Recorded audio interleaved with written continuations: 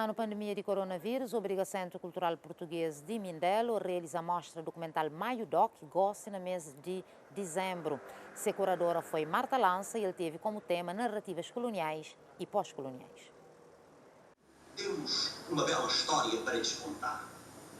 A história de uma nação que descobriu para o mundo novos mundos.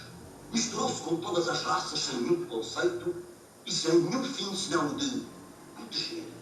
O de dar a mão aos seus irmãos em Jesus Cristo. O de caminhar com eles. 7 filmes fazem o cartaz da mostra documental Maio Doc, promovida pelo Centro Cultural Português do Mindelo. Em 4 dias, a mostra exibe filmes centrados na temática do colonialismo.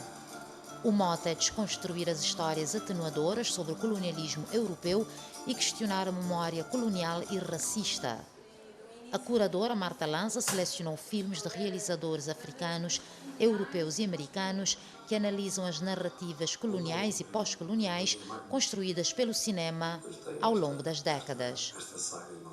O cinema e sobretudo o documentário tem sido um grande auxiliar destas memórias, porque tal como a academia, as práticas artísticas, o teatro, há muito a linha, por exemplo, do teatro documental e do teatro de memória, e a realidade está a tomar conta do cinema e mais interesse por saber estas memórias, e muitas vezes até é uma memória autobiográfica, ou ir às memórias dos arquivos institucionais ou dos arquivos familiares, mas é muito importante que haja este desvelar de alguns tabus e de confrontar perspectivas, não é? E, portanto, o cinema pode ajudar a trazer essas narrativas mais escondidas, porque ainda assim a imagem tem uma força imensa, até porque vivemos na sociedade da imagem e, portanto, mais do que se calhar, claro, não desmerecendo a literatura e a palavra, o cinema, que congrega também a palavra e a imagem, tem uma força de documento que fica. Na abertura da mostra, na Biblioteca do Centro Cultural Português do Mindelo, projetou-se o documentário Fantasmas do Império, da realizadora francesa Arielle de Bigot, que mergulhou no arquivo audiovisual do período colonial para fazer cair as máscaras de uma dominação violenta, muitas vezes silenciada. Pretendi que fosse assim um leque bastante diversificado dos impactos do colonialismo, tanto do período colonial em si, e este primeiro filme, Os Fantasmas do Império, reflete muito a partir desse arquivo do cinema feito na altura do Estado Novo, mas também alguns filmes pós-25 de Abril que se referem ao período colonial e como é que essas imagens são comentadas hoje em dia por atores africanos. Então é assim uma interessante deriva sobre a ideia também de como é que eram representados os brancos, os negros, o contracampo, quem é que estava em campo e que tipo de desconforto há nessas imagens, não é? Para quem vê hoje com o espírito crítico.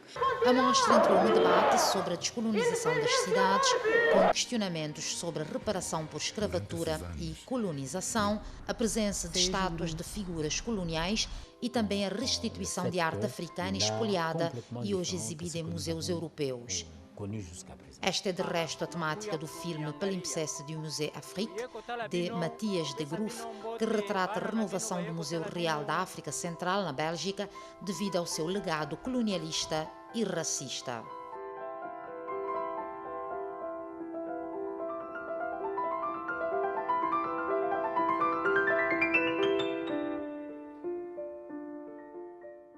E como é que se pode remodelar esses museus de forma a contextualizar isso com equipas, mantendo o lugar sem apagar a história? Portanto, não é derrubar ou anular, mas contar essa história já como um ponto de vista crítico e contextualizado, não é? Porque no caso do filme Palimpseste sobre o Museu da África, que é um museu em Tervuren, na Bélgica, que estava cheio de amostras de arte do Congo, arte, história natural, ciências, das missões botânicas, das missões que havia durante o tempo colonial, a mando do rei Leopoldo II, que foi um grande colonialista e opressor.